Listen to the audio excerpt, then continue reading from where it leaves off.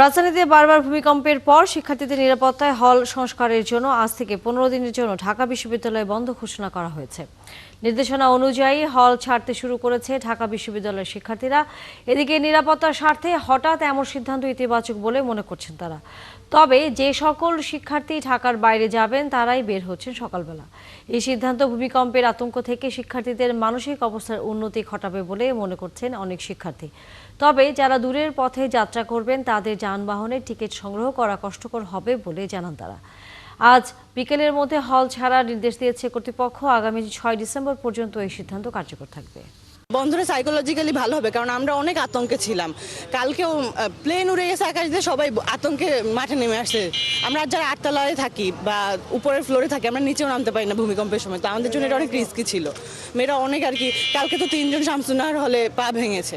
আমার মনে হয় আমি যেহেতু ফ্যামিলি থেকে দূরে থাকি, তো এটা আমার জন্য বড় একটা বেনিফিট। আমি চাইছি ফ্যামিলির সাথে যে সময়টা কাটাইতে, অনেক ক্রুশিয়াল একটা টাইম যেহেতু এটা, তো আমি মনে হয় ভালোই সিদ্ধান্ত নিছে এটা। পরিস্থিতি ভালো না, কারণ অনেকগুলো হলেরই অবস্থা খারাপ। প্রায় কয়েক বছর আগে পরিত্যক্ত ঘোষণা করা হয়েছে, এরপরও ছাত্ররা থাকছিল। যেমন মহসিন হলে থাকার মতো অবস্থা একদমই নেই। এরপর রোকেয়া হলেরও কয়েকটা বিল্ডিংয়ের অবস্থা খুবই খারাপ। সবার মধ্যে যে প্যানিক কাজ করছে, এখানে সবাই ট্রমাটাইজড। এখানে থাকলে আপাতত পড়াশোনায় মনোযোগ দেওয়া যাবে না, আবার যদি ভূমিকম্প আসে তখন তো আমাদের জীবনও ঝুঁকিপূর্ণ। এই জন্য সবাই বাসায় চলে যাচ্ছে। ভূমিকম্পের পর নিরাপত্তার জন্য আগামী 6 ডিসেম্বর পর্যন্ত ঢাকা বিশ্ববিদ্যালয় বন্ধ ঘোষণা করা হয়েছে। শিক্ষার্থীদের হল ত্যাগ সহ ক্যাম্পাস পরিস্থিতির খবর নিযুক্ত হচ্ছেন সহকর্মী রায়ান কবির। রায়হান, বিশ্ববিদ্যালয় কর্তৃপক্ষের এমন সিদ্ধান্তের পর সাধারণ শিক্ষার্থীদের প্রতিক্রিয়া জানাবেন, এবং একই সাথে শিক্ষার্থীরা যেই কথাগুলো বলছিলেন যে বেশ কয়েকটি হল এখন একেবারেই বসবাসের অনুপযুক্ত, সেটি নিয়ে প্রশাসন কোনো রকম ব্যবস্থা নেবে কিনা, কোনো উদ্যোগ নেবে কিনা? তানিয়া, সকাল থেকেই আমরা বলছিলাম, কালকে সিদ্ধান্তটা আসার পর থেকে শিক্ষার্থীদের মাঝে বিভিন্ন রকম প্রতিক্রিয়া দেখা দিচ্ছে। কেউ চাচ্ছেন হল ত্যাগ করে যাবেন, যেহেতু একটা ভূমিকম্পের একটা আফটার ইফেক্ট তাদের মধ্যে রয়েছে, শখের একটা ব্যাপার রয়েছে। এবং কিছু শিক্ষার্থী রয়েছেন যারা তাদের বিভিন্ন হয়তো কারো টিউশন রয়েছে, হয়তো কারো পার্ট টাইম জব রয়েছে, যার ফলে তারা বলছেন যে হঠাৎ করে তাদেরকে এমন একটা সিদ্ধান্ত চাপিয়ে দেওয়াটা কিছুটা জোরপূর্বকের মতো। তারা আসলে ক্যাম্পাস বা হল না ছাড়ার একটা প্রতিক্রিয়া জানাচ্ছেন।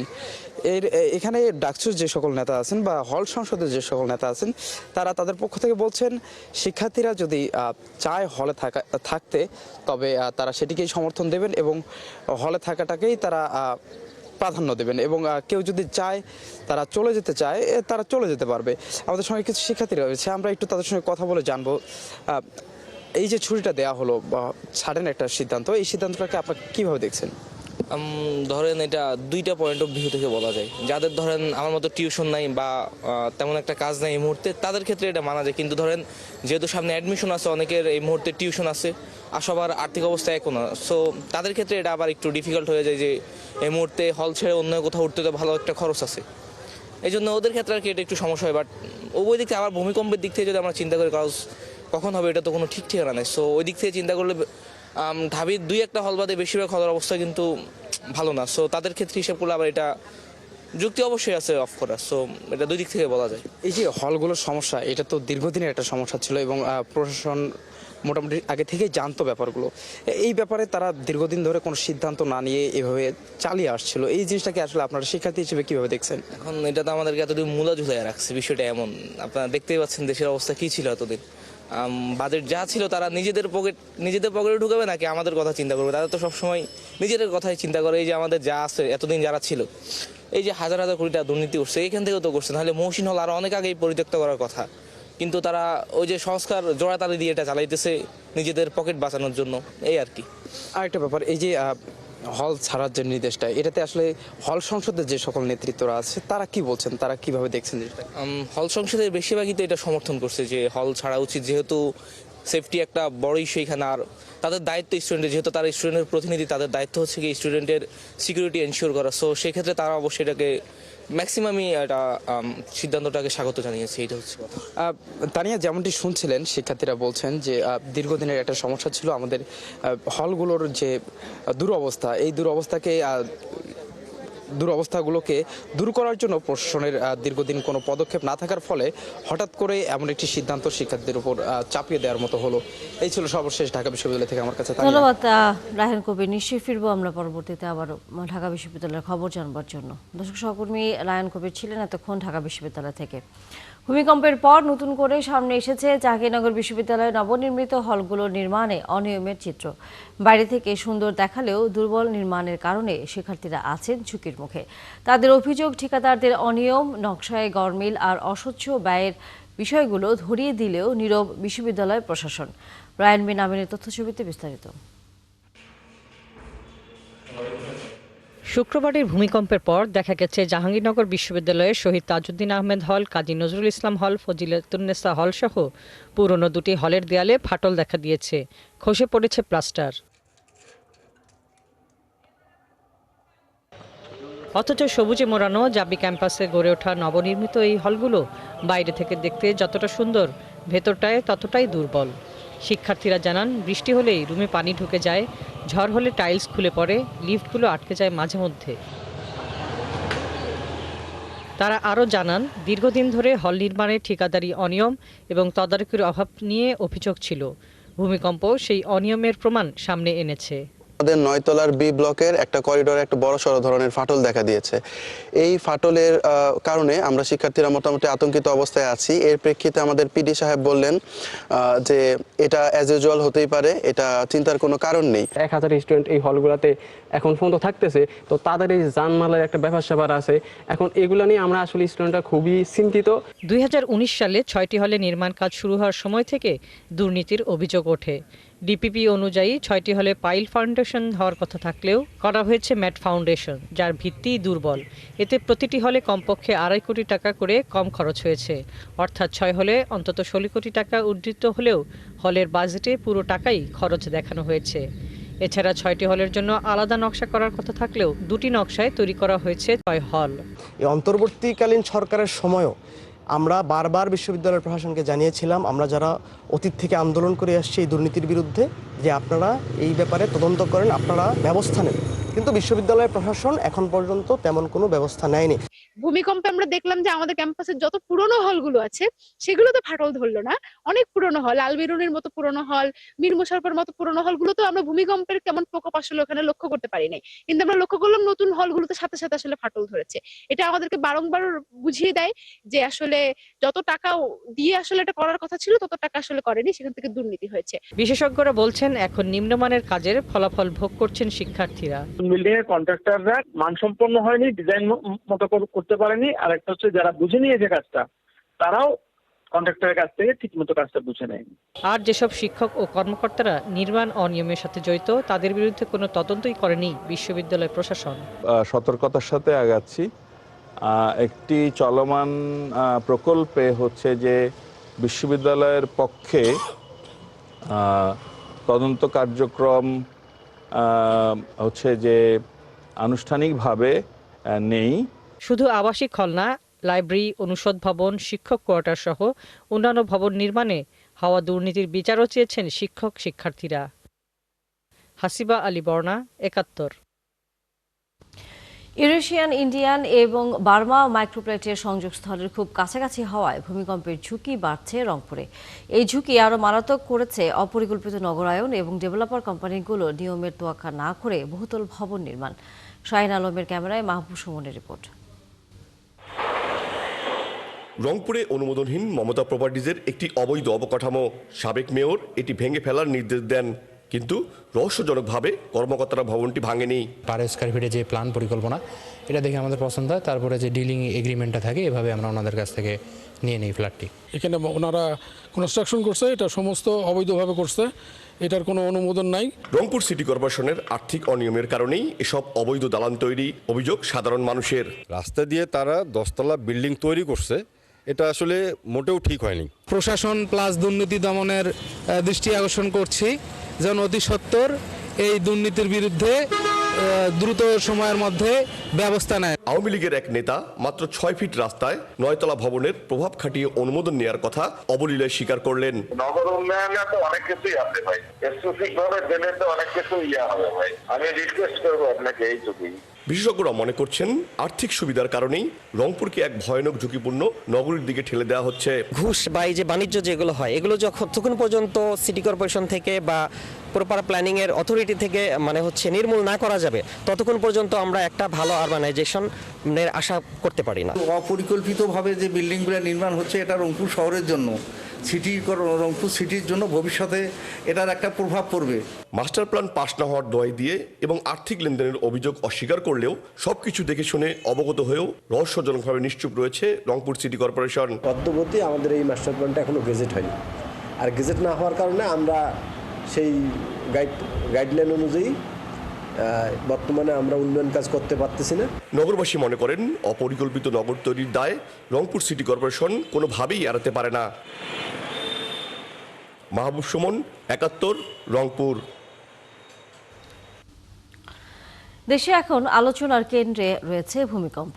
৩১ ঘন্টায় ৪বার ভূমিকম্প হয়েছে বাংলাদেশে। এটাকে দেশের ইতিহাসে স্মরণকালের সবচেয়ে বড় ভূমিকম্প বলে উল্লেখ করেছেন ভূমিকম্প বিশ্লেষকরা।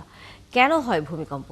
ভূ অভ্যন্তরের যখন একটি শিলা অন্য একটি শিলার উপরে ওঠে তখন ভূমি কেঁপে ওঠে। পৃথিবী পৃষ্ঠের অংশবিশেষের হঠাৎ এই অবস্থান পরিবর্তন বা আন্দোলনই ভূমিকম্প। বিস্তারিত মনিরুজ্জামান বাবুর প্রতিবেদনে। পৃথিবীর মহাদেশগুলো স্থির নয়, এগুলোর নিচে থাকা অতিকায় শিলা স্তরগুলো উত্তপ্ত তরল ম্যাগমার ওপর ভাসছে। এগুলোকে বলা হয় টেকটনিক প্লেট। প্লেটগুলো একটানা নড়াচড়া করতে থাকে। এই প্লেটগুলো একটি আরেকটির সঙ্গে ঠোকাঠুকি হয়। কখনো কখনো একটি প্লেট আরেকটির উপর উঠে যায়। এতে দুই প্লেটের মাঝে চাপ হিসেবে শক্তি সঞ্চিত হয়। যখন এই চাপ হঠাৎ মুক্ত হয় তখন বিপুল শক্তিতে বেরিয়ে আসে এবং পৃথিবীর পৃষ্ঠকে কাঁপিয়ে দেয়। এছাড়া ফল্ট লাইন বা শিলাচ্যুতিতেও ভূমিকম্প তৈরি হয়। মাটির নিচে যেখানে ভূমিকম্পের উৎপত্তি হয় তাকে বলা হয় কেন্দ্র। এই কেন্দ্র থেকে শক্তি সিসমিক তরঙ্গ আকারে ছড়িয়ে পড়ে। এই তরঙ্গ এপিসেন্টার বা উপকেন্দ্রে সবচেয়ে বেশি শক্তিশালী হয়। এপিসেন্টার হলো মাটির উপরের সেই স্থান যা ভূমিকম্পের কেন্দ্র থেকে সোজা উপরে অবস্থিত। অনেক সময় বড় ধরনের ভূমিকম্পের আগে ফোরশক বা পূর্বাভাস কম্পন হয়। এগুলো অপেক্ষাকৃত ছোট ভূমিকম্প যা পরে হওয়া বড় ধরনের ভূমিকম্পের একই স্থানে ঘটে। বড় ও প্রধান ভূমিকম্পকে মূল কম্পন বা মেইন শক বলা হয়। মূল কম্পনের পর পরবর্তী কম্পন বা আফটার শক হয়। ফলে মূল কম্পনের পরে একই স্থানে ঘটে ছোট ভূমিকম্প। বিশেষজ্ঞদের মতে বাংলাদেশ সবসময় ভূমিকম্পের ঝুঁকিতে ছিল। দেশের ভৌগোলিক অবস্থান 3টি tectonic plate, Indian plate, Burmese plate এবং ইউরেশিয়ান প্লেটের সংযোগস্থলের কাছাকাছি হওয়ায় এখানে ভূমিকম্প হওয়ার ঝুঁকি সবসময় রয়েছে। এছাড়া ঐতিহাসিকভাবে এই অঞ্চলে একাধিক বড় ভূমিকম্প হয়েছে, যা প্রমাণ করে এটি ভূমিকম্পের ঝুঁকিপূর্ণ এলাকা। যে কোনো সময় বাংলাদেশে আরও বড় ভূমিকম্প হতে পারে। মনিরুজ্জামান বাবু, ৭১। গুম ও নির্যাতনের ঘটনায় মানবতাবিরোধী অপরাধের 2 মামলায় আন্তর্জাতিক অপরাধ ট্রাইব্যুনাল 1-এ শুনানি চলছে। 2 মামলায় অভিযুক্ত 13 সেনা কর্মকর্তাকে হাজির করা হয়েছে ট্রাইব্যুনালে। কড়া নিরাপত্তার মধ্যে দিয়ে সকাল 10টার দিকে তাদেরকে হাজির করা হয়। ট্রাইব্যুনাল 1-এর চেয়ারম্যান বিচারপতি মোহাম্মদ গোলাম মর্তুজা মজুমদারের নেতৃত্বাধীন 3 সদস্যের আন্তর্জাতিক অপরাধ ট্রাইব্যুনালের বিচারিক প্যানেলে এই শুনানি চলছে। গুমের মামলায় পরবর্তী শুনানির দিন সেনা কর্মকর্তাদের সশরীরে না এনে ভার্চুয়ালি হাজির করার আবেদন করা হয়েছে। এর আগে এসব মামলা এবং জুলাই গণঅভ্যুত্থানের সময় হত্যাকাণ্ডে দায়ের করা আরেকটি মামলা সহ মোট 3 মামলায় 25 জন সাবেক ও বর্তমান সেনা কর্মকর্তার বিরুদ্ধে 8ই অক্টোবর গ্রেফতারি পরোয়ানা জারি করে ট্রাইব্যুনাল।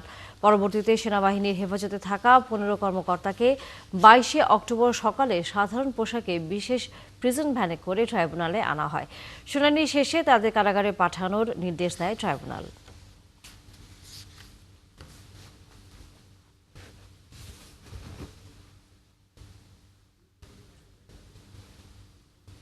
আন্তর্জাতিক অপরাধ ট্রাইব্যুনালে আছেন সহকর্মী মাইনুল মারুফ, আমরা যুক্ত হব তার সাথে। মাইনুল, আদালতের কার্যক্রম সম্পর্কে সর্বশেষ কি খবর আছে আপনার কাছে? সর্বশেষ যে খবর তা হলো কিছুক্ষণ আগে কিন্তু শুনানি শুরু হয়েছে, অর্থাৎ যেই গুমের 2 মামলায় 13 সেনা কর্মকর্তাকে কিছুক্ষণ আগে হাজির করা হয়েছে। বলছিলাম সেই সেনা কর্মকর্তাদের যেই মামলা শুনানি তা কিন্তু শুরু হয়েছে এবং সেনা কর্মকর্তাদের পক্ষ থেকে যে পরবর্তীতে হাজিরা যাতে সরাসরি এখানে এসে হাজিরা দিতে না হয় সে আবেদন করা হয়েছে। তারা ভার্চুয়ালি হাজিরা দেওয়ার আবেদন জানিয়েছেন। এর পাশাপাশি আমরা দেখেছি যে 2টি গুমের মামলা, এই মামলার মধ্যে মোট 13 জন সেনা কর্মকর্তা কিন্তু সকালে হাজির করা। এর মধ্যে যে টিএফআই সেলের যে গুমের মামলা সেই মামলায় রয়েছেন 10 জন এবং জেআইসি সেল অর্থাৎ জয়েন্ট ইন্টারোগেশন সেল যা ডিজিএফআই কর্তৃক পরিচালিত ছিল সেই মামলায় 3 জনকে হাজির করা হয়েছে। অর্থাৎ মোট 13 জন আসামি কিন্তু ইতিমধ্যে আছেন এবং আরও যারা পলাতক রয়েছেন তাদের বিরুদ্ধে কিন্তু আমরা দেখেছি কয়েকদিন আগে যখন তাদেরকে হাজির করা হয়েছিল তখন তাদের বিরুদ্ধে গ্রেপ্তারি পরোয়ানা দেওয়া হয়েছিল এবং পত্রিকায় বিজ্ঞাপন দেওয়ার বা বিজ্ঞপ্তি দেওয়ার নির্দেশনা দেওয়া হয়েছিল ট্রাইব্যুনালের পক্ষ থেকে। সেই অনুযায়ী কিন্তু আন্তর্জাতিক অপরাধ ট্রাইব্যুনালের সেই নির্দেশনা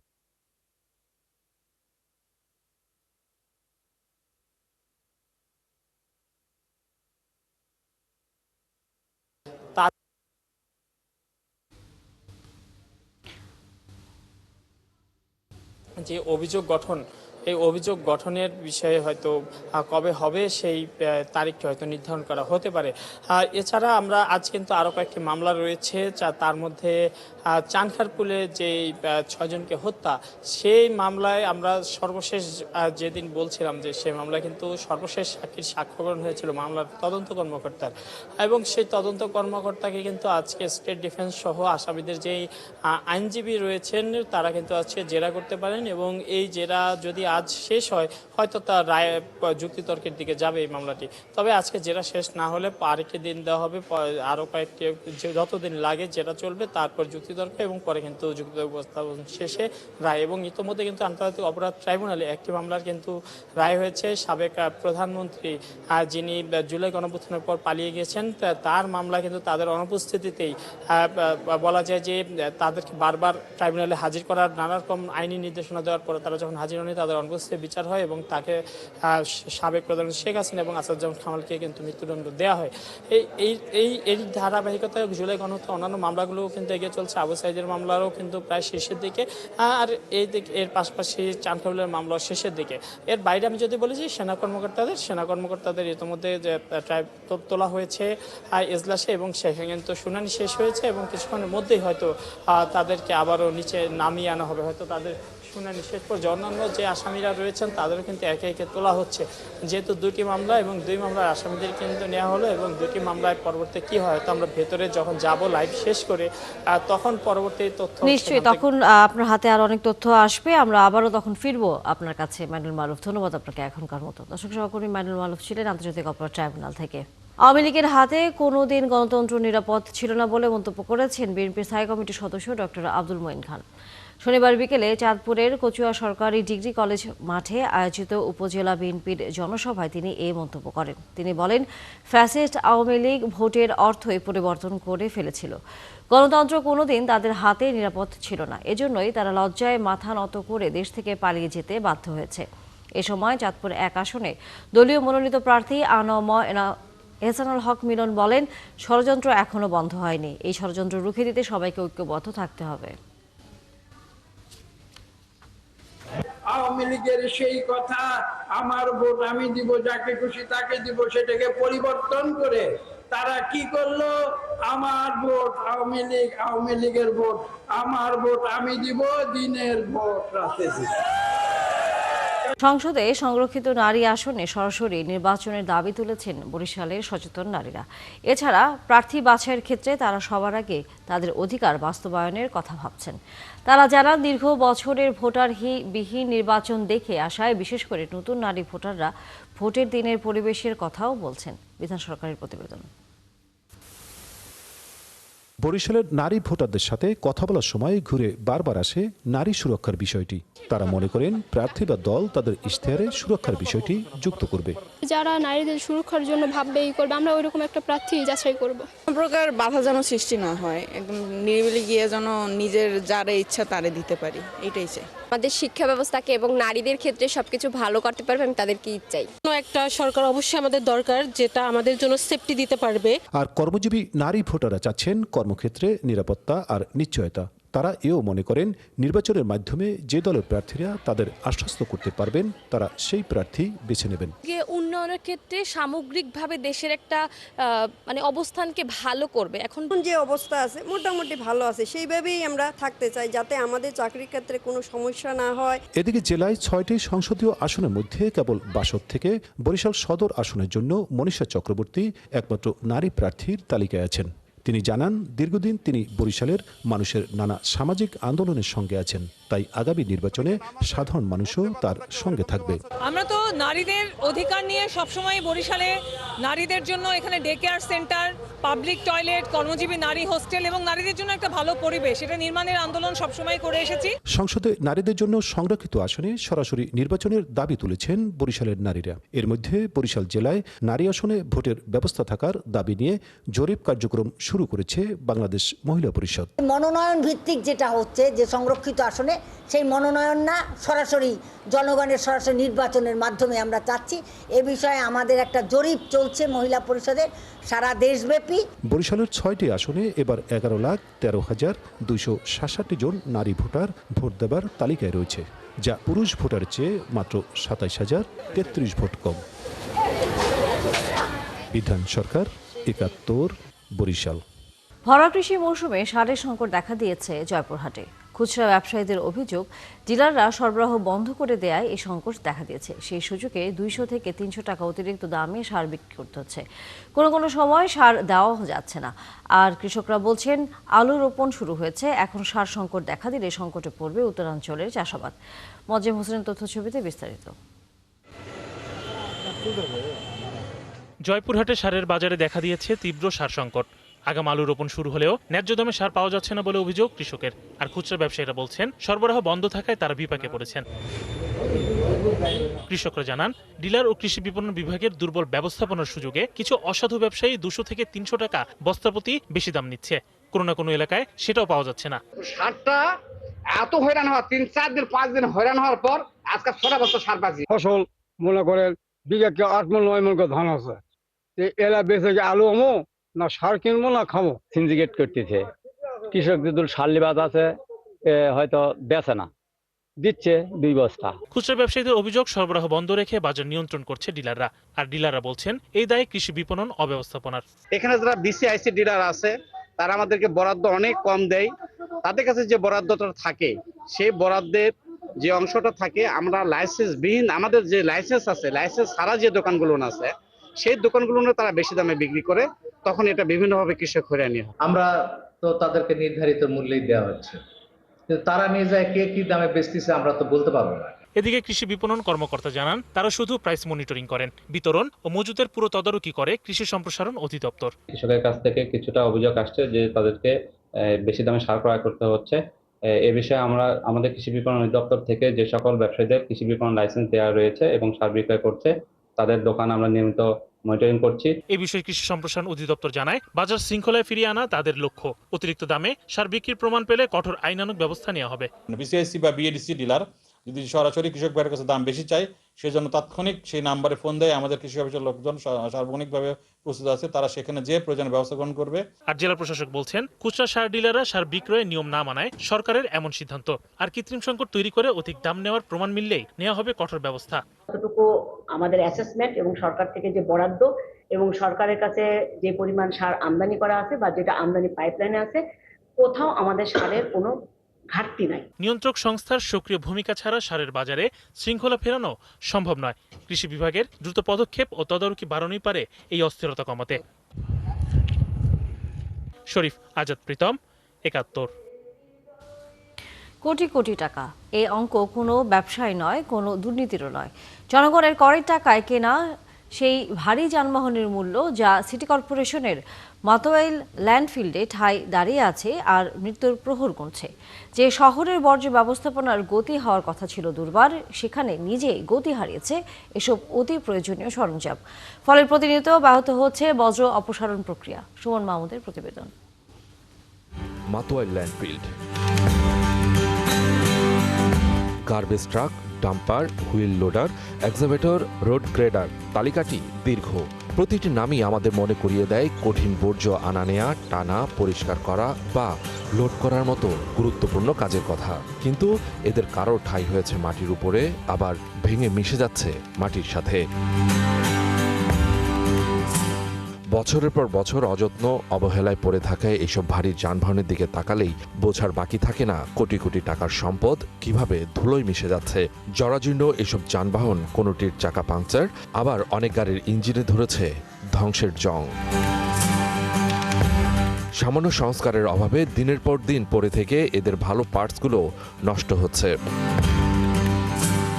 বিশেষজ্ঞরা বলছেন প্রতি বছরই এমনভাবে ধ্বংস হচ্ছে এসব মূল্যবান সরঞ্জাম। চোখের সামনে এই অপচয় চলছে, অথচ কারোরই যেন কিছু করার নেই। অনেক ক্ষেত্রে কর্পোরেশনের পক্ষে সে আন্তরিকতাও নাই। আবার অনেকে মনে করে বেশি টাকা যদি মেরামতের জন্য লাগে সেখানে নয়ছয় করার সুযোগ বেশি থাকবে। এই ধরনের প্রবৃত্তিও অনেকের কাছে আছে।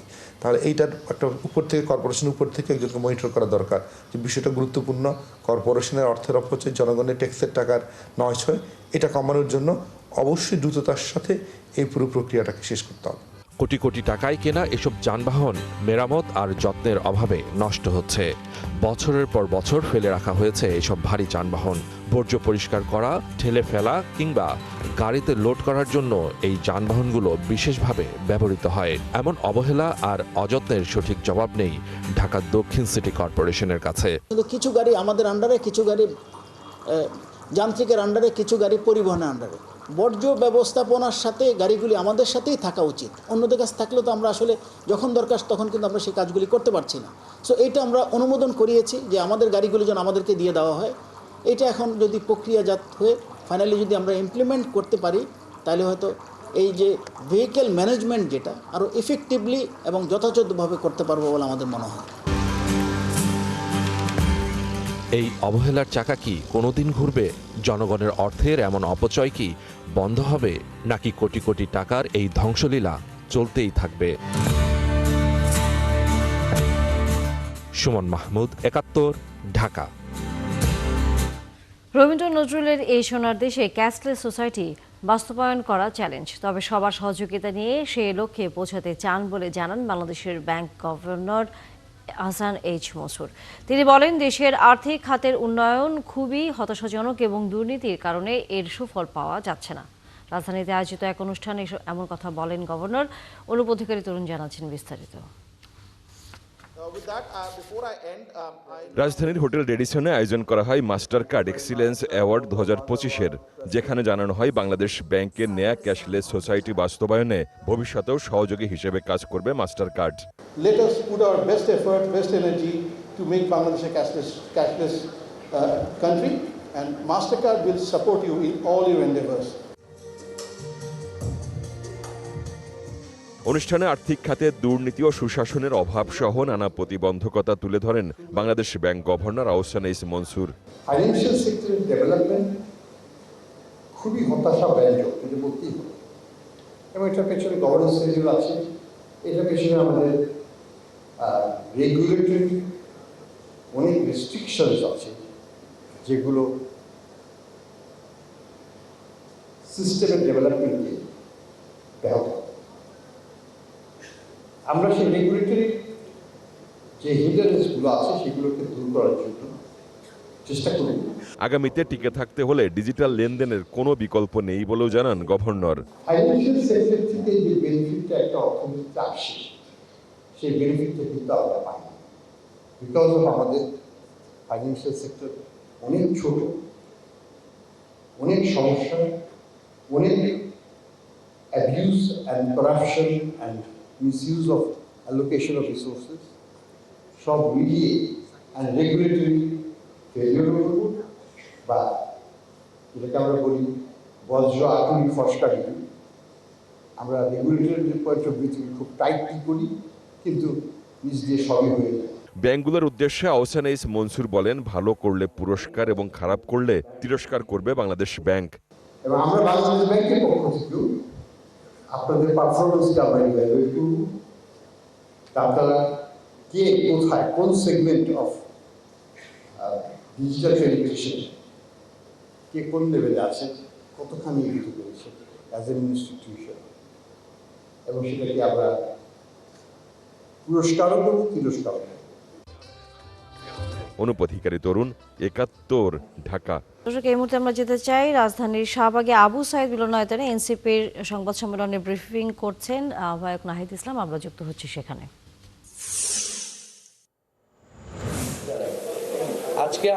আজকে এবং আগামীকাল হয়তো আমাদের আরো একদিন লাগতে পারে, আমরা এই সকল মনোনয়ন প্রত্যাশীদের সাথে মত বিনিময় করব, তাদের স্বপ্নের কথা শুনবো, তাদের দক্ষতা যোগ্যতার কথা শুনবো, এবং এনসিপির পক্ষ থেকেও আমরা আমাদের পরিকল্পনার কথা বলবো, এবং সর্বোপরি আমরা একটা স্বচ্ছ প্রক্রিয়ার মাধ্যমে যাচাই বাছাই করে এখান থেকে আমরা আমাদের আমরা বলেছি যে আমরা ৩০০ আসনের প্রার্থী চূড়ান্ত করতে চাই, সেই ৩০০ আসনের প্রার্থী আমরা চূড়ান্ত করব। এখানে একটা প্রাথমিক যাচাই বাছাই হবে, পরবর্তীতে আমাদের যে রাজনৈতিক পরিষদ রয়েছে তারা কেন্দ্রীয় সংসদীয় বোর্ড হিসেবে তারা কাজ করবে, তারা চূড়ান্ত মনোনয়ন দিবেন এই ৩০০ জন প্রার্থীকে। ফলে আমাদের আজকে জাতীয় নাগরিক পার্টির বিভিন্ন পর্যায়ের নেতাকর্মী এবং আমাদের এনসিপির অনেক শুভাকাঙ্ক্ষী যারা মনোনয়ন নিয়েছেন, তারা আজকে মনোনয়ন প্রত্যাশী হিসেবে আজকে এসেছেন মত বিনিময় করতে। আমরা তাদেরকেও ধন্যবাদ এবং কৃতজ্ঞতা জানাচ্ছি। আমরা আমাদের এই যাচাই বাছাই প্রক্রিয়াটা সম্পন্ন হলেই আমরা আমাদের তালিকাটি ঘোষণা করতে পারবো বলে আমরা আশা ব্যক্ত করছি, এবং আমরা দেশবাসীর উদ্দেশ্যে বলতে চাবো যে জাতীয় নাগরিক পার্টি তার স্বপ্ন, তার প্রতিশ্রুতি নিয়ে এগিয়ে যাচ্ছে, এবং আমাদের এই নির্বাচনে অংশগ্রহণের জন্য সবচেয়ে বেশি প্রয়োজন সাধারণ মানুষের আস্থা এবং সহায়তা।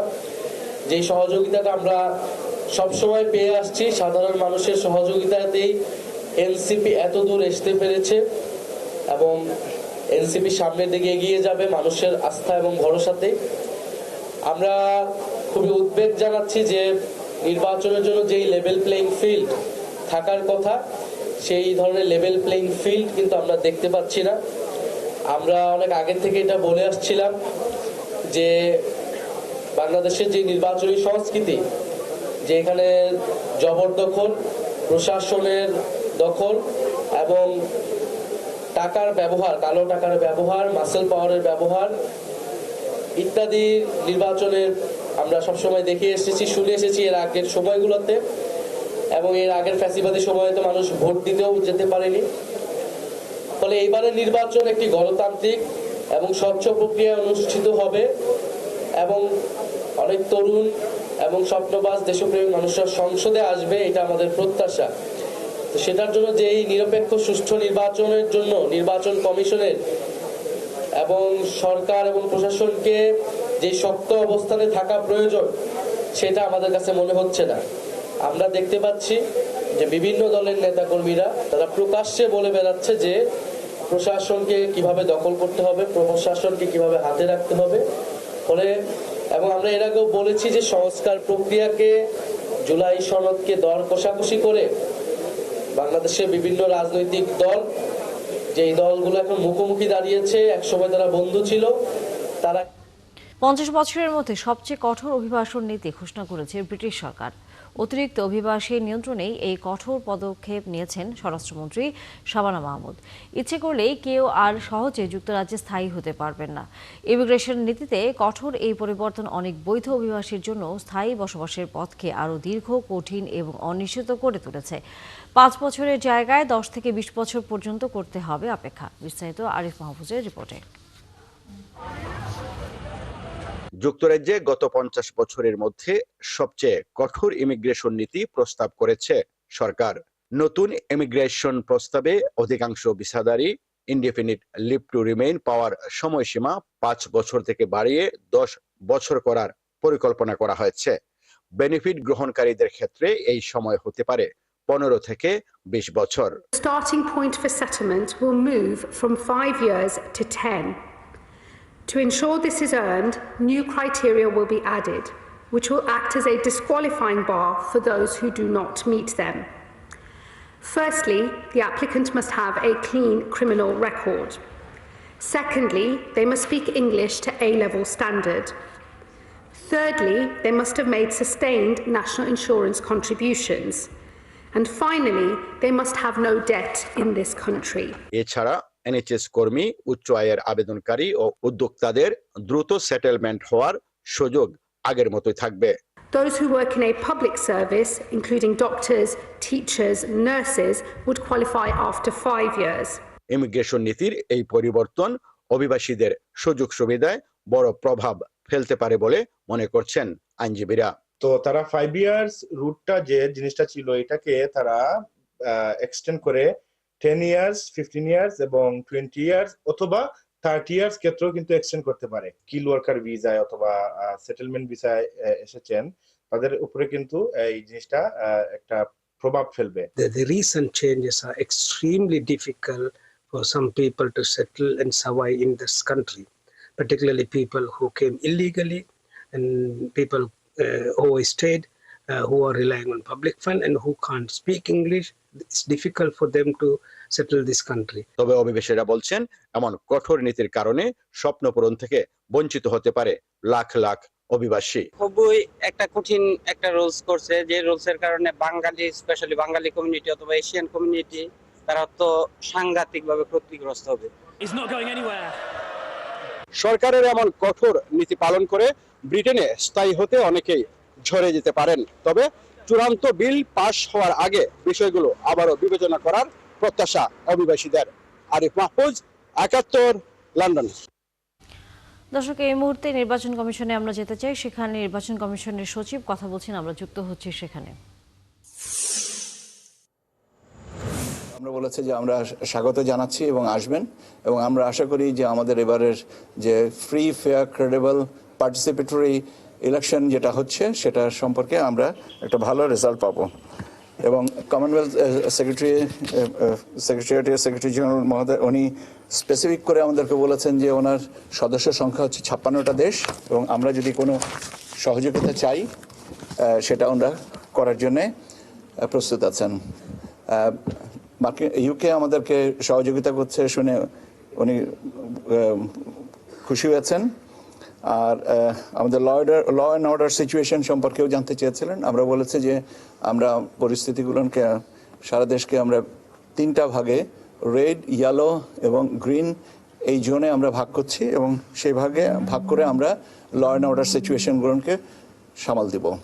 এই মোটামুটিভাবে এইভাবে, এবং উনি আমাদের সাথে অত্যন্ত সৌহার্দ্যপূর্ণ পরিবেশে কথা হয়েছে এবং আমাদের উপরে আস্থা এবং আশাবাদ ব্যক্ত করে আজকের আলোচনা শেষ করেছেন। আপনাদেরকে চলছে সংবাদ সংযোগ, সরাসরি সংবাদ অনুষ্ঠান দেখতে থাকুন ৭১-এর ফেসবুক পেজে এবং সাবস্ক্রাইব করুন ৭১-এর ইউটিউব চ্যানেল। থাকুন ৭১-এর সাথে।